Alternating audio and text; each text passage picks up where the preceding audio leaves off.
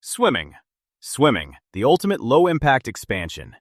It moves your body into a horizontal plane, effectively turning gravity off for the duration of your workout.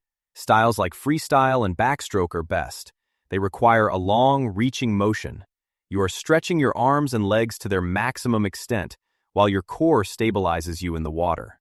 This allows the spine to decompress and the joints to open up without the shock of impact. There is also the cardiovascular element. Swimming increases lung capacity and forces you to breathe deeply and rhythmically. This expands the chest and improves the tone of the muscles surrounding the ribcage. It creates a broader, more athletic frame. While it won't reopen growth plates, it ensures that your body is in the optimal state for growth if you are still young, or optimal alignment if you are an adult. It is a full-body stretch disguised as a workout. Hanging exercises. Hanging exercises, often called the dead hang, this is the cornerstone of Heightmaxxing culture. When you grab a pull-up bar and let your weight go, you are engaging in a battle with gravity. For 16 hours a day, gravity is pushing down on you, compressing the intervertebral discs in your spine. By the time you go to bed, you are actually shorter than when you woke up. Hanging reverses this process. The mechanism is simple: spinal decompression. As you hang, the vertebrae are pulled slightly apart. The tension in your ligaments and the small muscles surrounding your backbone begins to release. This creates space. Within minutes, the spine elongates. This is why many people report standing half an inch to an inch taller immediately after a session. To do this right, you need an overhand grip. Shoulders should be relaxed, not shrugged up to your ears. You aren't trying to pull the bar down. You're trying to let the earth pull you down. Hold for 20 to 30 seconds. Rest. Repeat for 3 to 5 sets. Jumping exercises.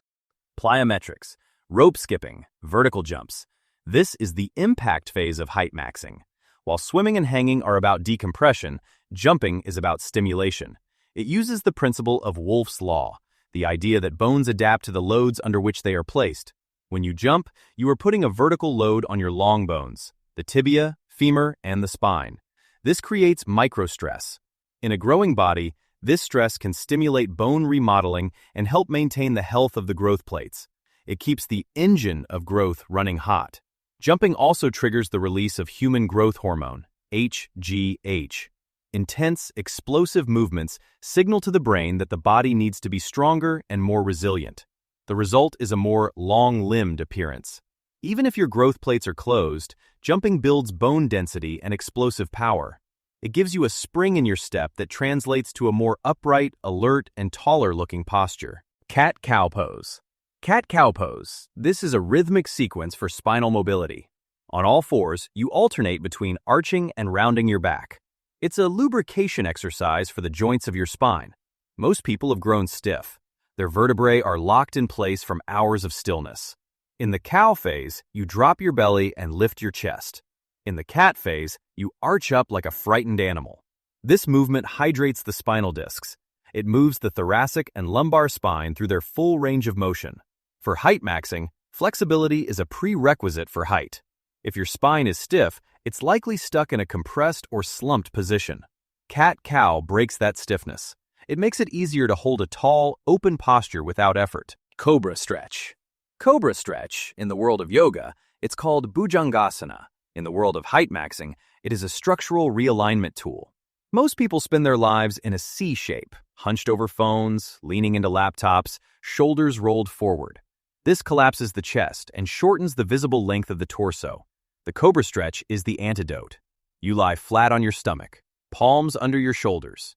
You slowly lift your chest, arching your back while keeping your hips glued to the floor. This does more than just feel good. It aggressively stretches the abdomen and the hip flexors, muscles that, when tight, pull your spine into a permanent slump. It strengthens the erector spinae, the muscles that keep you upright. Forward spine stretch. Forward spine stretch. Specifically, the seated forward bend. It looks like a basic hamstring stretch, but for Heightmaxxing, it's a pelvic reset. You sit with your legs extended. You hinge at the hips. You reach for your toes.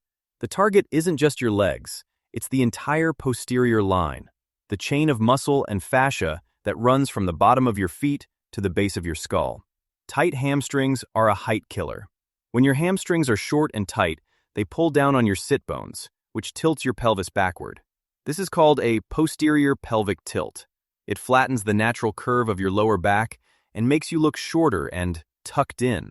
By lengthening these muscles, you allow your pelvis to return to a neutral position. Maintaining proper posture. Proper posture. This is the most immediate height hack available to any human being. You are likely losing 1 to 2 inches of height right now. You aren't losing it to genetics, you're losing it to laziness.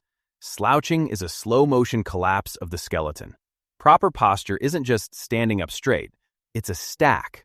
It's ears over shoulders, shoulders over hips, and hips over ankles. Most people have a forward head posture. Their head is inches in front of their chest. This adds massive weight to the spine and forces it to curve. To fix this, you need a combination of the exercises we've discussed. You must retrain your body to recognize the tall position. Balanced, nutrient-rich diet. Nutrient-rich diet. This is the fuel for the machine. You can do all the hanging and jumping you want, but if your body doesn't have the raw materials to build bone and muscle, it won't matter.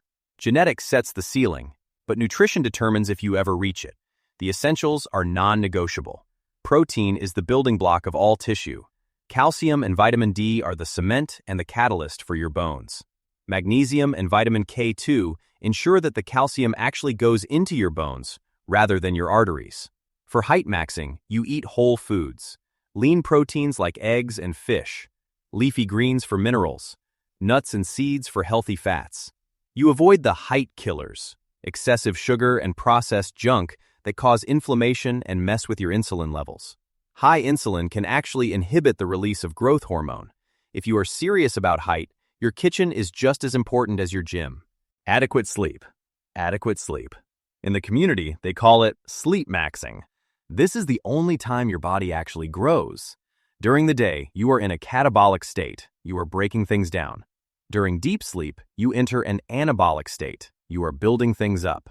The first few hours of deep sleep are when your pituitary gland releases the largest surge of human growth hormone, HGH. This hormone is the master key.